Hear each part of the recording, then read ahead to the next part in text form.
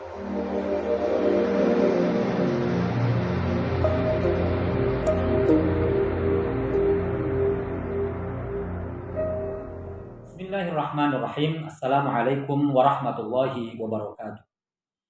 Allah Subhanahu wa taala berfirman dalam surah Al-Maidah ayat yang kelima, "Al-yauma uhilla lakumut thayyibat wa ta'amul ladzina utul kitaba hillul lakum wa ta'amukum hillul lahum wal muhsanatu minal mu'minati wal muhsanatu minal ladzina utul kitaba min qablikum." Ila akhiril ayah. Ayat ini yang ingin saya ambil dan saya bincangkan adalah Allah Subhanahu wa taala menghalalkan untuk dijadikan istri dari kalangan orang-orang yang muhson, orang-orang yang baik-baik dari kalangan mukminin dan kalangan wanita ahlul kitab.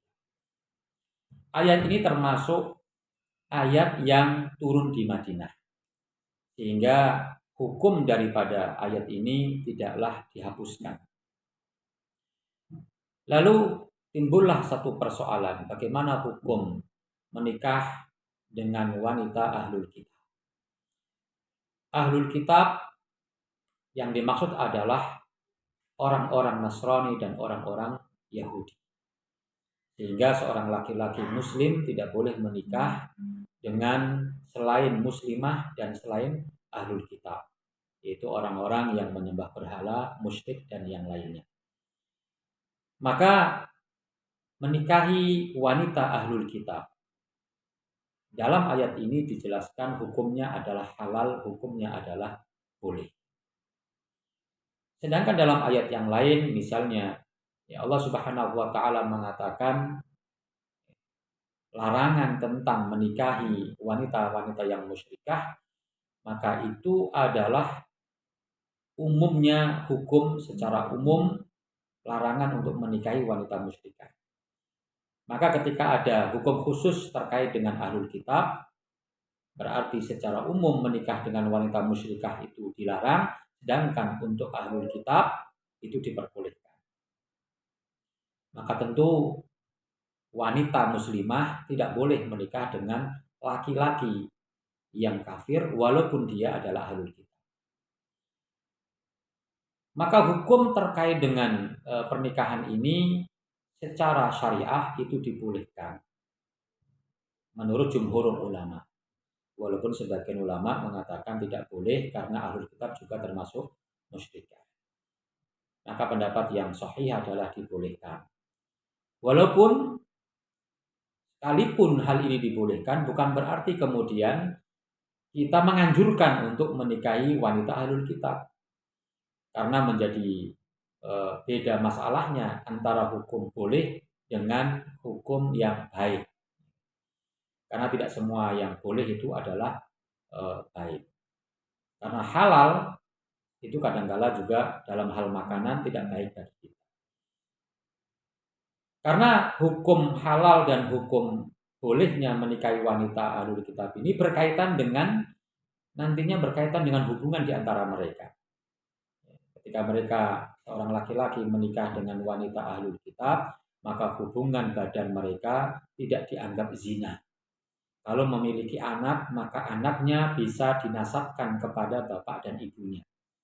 Berbeda dengan pernikahan yang dilarang, yang menyebabkan kalau mereka berhubungan badan dianggap zina dan anaknya tidak bisa dinasabkan.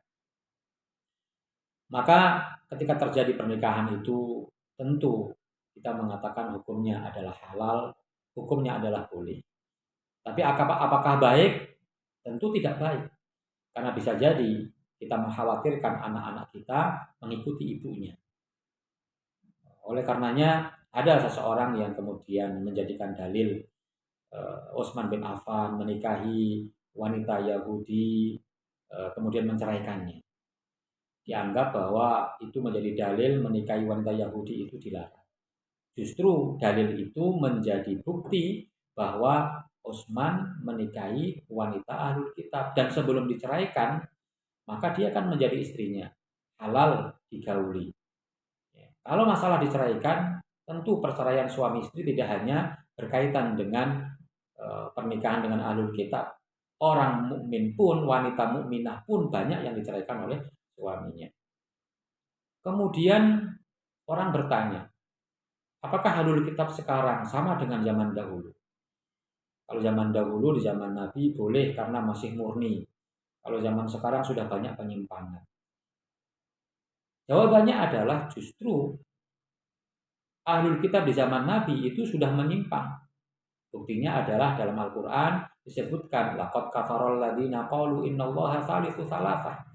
Allah dianggap sebagai satu dari tiga Tuhan, berarti sudah terjadi penyimpangan. Kitab mereka pun juga sudah dirubah. Makanya Allah katakan yuharrifunal kalima amma wadi'i. Mereka sudah merubah, mentahrif kitab mereka dengan tangan mereka.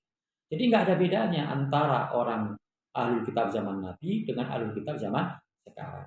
Sehingga yang sahih atau yang rajih adalah pendapat membolehkan, tapi tidak dianjurkan karena dikhawatirkan terjadi hal-hal yang tidak diinginkan. Bukankah wanita muslimah masih banyak sehingga kita utamakan yang beragama Islam. Wallahu a'lam bishawab. Assalamualaikum warahmatullahi wabarakatuh.